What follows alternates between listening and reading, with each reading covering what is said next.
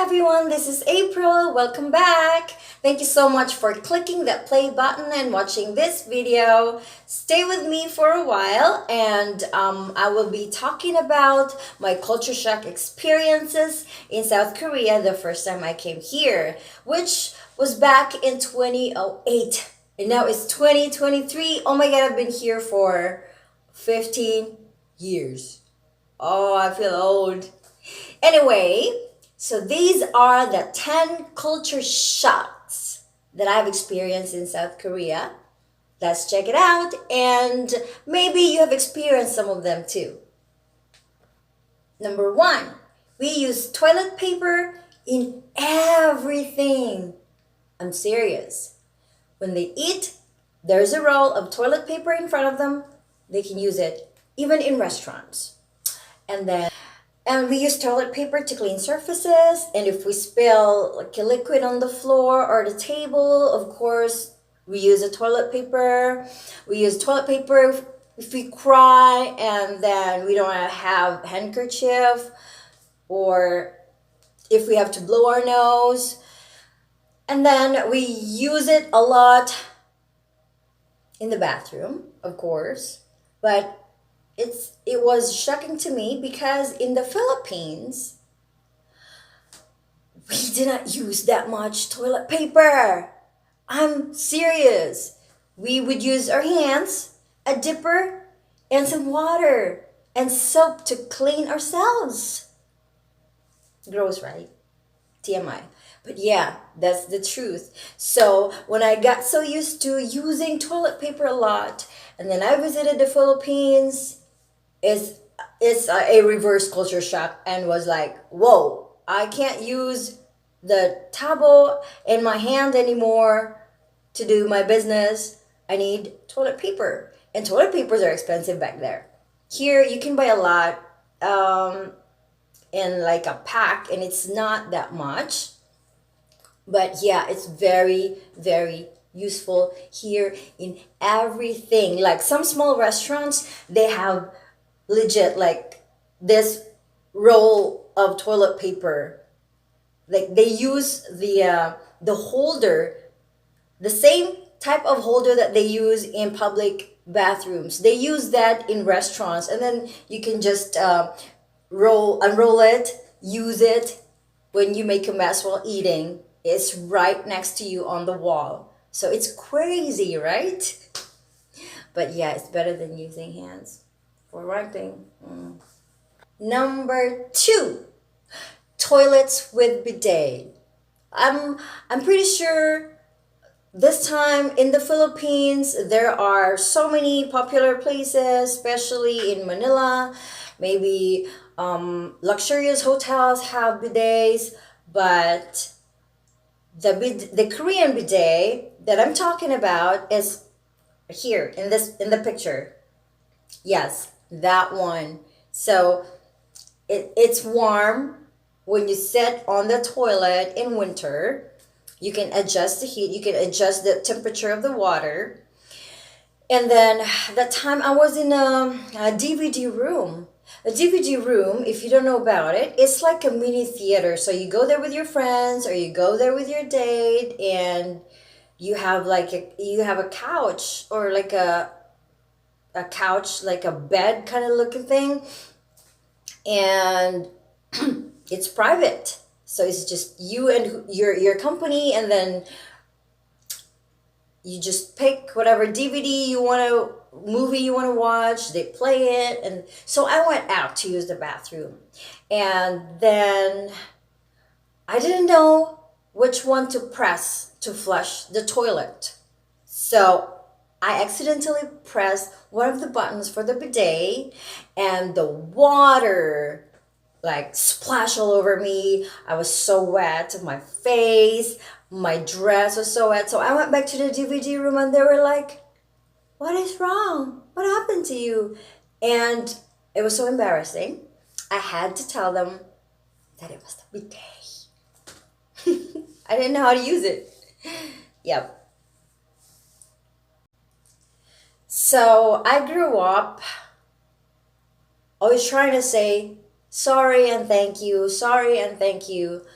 and excuse me, right? But the first time I went to Seoul, it was crowded, and I noticed that people are just walking and bumping into each other. Nobody apologizes, they just move on. And I thought at first, that's rude. But then later on, I realized it's part of their, it's part of being Korean. Like, they're not taught to say sorry when they bump to strangers like that. And it's like you just gotta accept it because back in our countries we have to say sorry, but they don't have to. It's not really taught, so it's kind of normal. Don't get offended when someone bumps onto you and not apologize, you know. Yeah. Okay, number 4, cafes everywhere. In Songtan alone, where I live near the American Air Base, and there's a lot of cafes. Like, let's say 5 cafes in like what, 3 blocks, 4 blocks. It's that crazy. Koreans love to talk to people, meet people, have meetings in cafes, or actually students.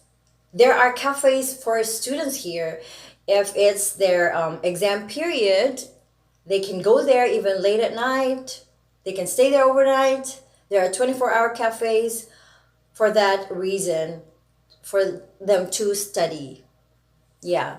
So again, cafes are everywhere and it's fun. There are a lot of themes. Like if you go to Seoul, there's like thank the nature or thank you nature cafe, something like that. But it's they have a sheep, and others have cats, cat cafe, dog cafe. They also have the meerkat cafe, and it's fun. You can see a lot of paintings. So there are so many themes. There's also book cafe that you can check out if you are a book lover. Yeah, you will love Korea. Okay, number 5 is drinking while eating. So it's normal to see people drinking soju with their breakfast or their lunch, especially dinner, even with their coworkers. It is part of their culture to drink with their coworkers, with their boss. Um, so they call deri unjan. Deri unjan is like a deputy driver. Once they start drinking, they can't drive. So they have a lot of deputy drivers. You can just pay um, $20, $30, 30,000 won to drive your car to your home from the place where you're drinking at. Yeah. So they drink soju or sumek. It's soju plus mekju or beer. They mix it. They make it like a bomb, like the bigger glass with soju.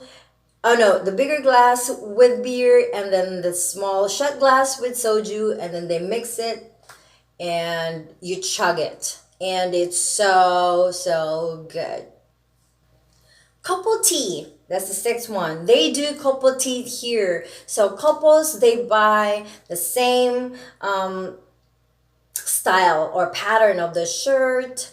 For example, if it's plaid, it's, or same color. If it's stripe, it's same stripe. And I've experienced that once because my ex-husband was Korean and he bought me the same style, but mine was red and gray. His was black and gray, but same stripe combination. Yeah, it was fun. And when people see you, they would be like, "Yup, they're a couple." And then 7, guys holding hands. So in the Philippines and maybe in the US, if you see guys holding hands, you'd be like, Yeah. But here it's not gay. They hold hands as friends, two guys. And another thing, they also feed their friends with chopstick. Say, I saw a friend of mine did that before. He was picking some food with his chopsticks, and then he was like, say, and then his friend was like, and then he ate from his chopstick, and I was like, that's so sweet. But we just don't do that back home. Yeah, it's normal here. It's not gay, okay? Yeah. Speaking of gay, you might also think that it's gay if they compliment you. Korean guys like to compliment their fellow guys. When they see him as a good looking person, they're like, oh, you're so handsome. It's not gay. Again, okay? Yeah, they like to compliment. Oh, you're so handsome. And they keep repeating that, especially when they're drunk. And the guy would be like, whoa, dude, chill. I've heard it already and thank you, but that's too much. Yep. Number 8, yaksuk. Have you heard about that word? Yaksuk means a promise or an appointment. Koreans are so into keeping their word, keeping an appointment. Filipino time, we would probably arrive, if it's just a simple meeting with friends, we would probably arrive like an hour late, or if it's a party, yeah. But Koreans usually they keep time, like, oh, it starts at 7, I'll be there at 7, or like 20 minutes prior to that said time. But when it comes to job, of course, Filipinos have to make it on time, yeah, or they get fired. In Korea, um, yep, they try to make it as early as possible, 30 minutes prior to the time that they're supposed to be there at work. That's how dedicated they are. That's how they love to keep yakso. Okay, and then they do this pinky finger, pinky promise. Yeah. It's maybe it's because they were taught since they were small that making a promise or keeping your promise is very, very important. Growing up, I remember how adults would lie to me just so I would stop crying. So my mom would tell me, okay, I'll buy you ice cream later. Just stop crying right now. I said, no, I see the ice cream right there. The ice cream guy. We're going to chase him. We're going to buy right now because you will not do it later. You always say you will and you don't. And so growing up, you would realize, okay, so I can just say something and not keep it because they'll believe it, and it's okay if you don't keep it. They will get used to it. But in Korea, they were taught to keep their promise since they are kids, and how important it is, because once you don't keep the promise once or twice, they will not trust you anymore. But there are times when there are emergencies, there are accidents, those times they understand that. But if you just don't call, don't say in advance, usually they say, hey, I'm sorry, I can't make it 2 days prior to that said appointment, or 1 day prior, or hours prior. They don't just like 5 minutes and boom, where are you at? Oh, I'm sorry, I can't make it. They don't do that. Once you do that, and not only once but twice, 3 times, you can get fired at work, or you can lose friends, because time is very important. A lot of people here are so busy, they take their time seriously. They don't waste their time. Yep.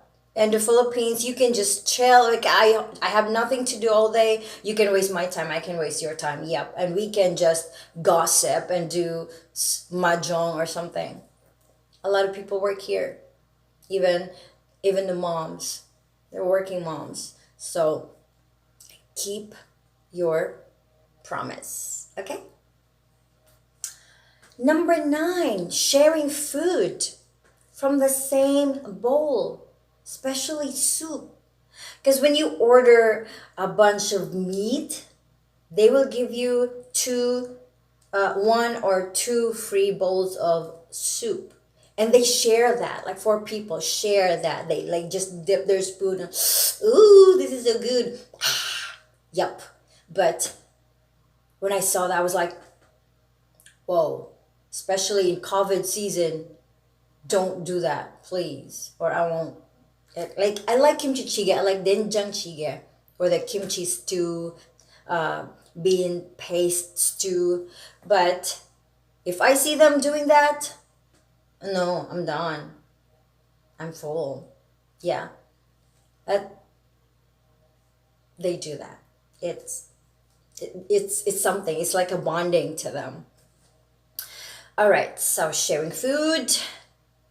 Next, number 10, pali pali culture. If you work in a factory here or in an office, anywhere, especially in factories, you will always hear the word pali pali pali.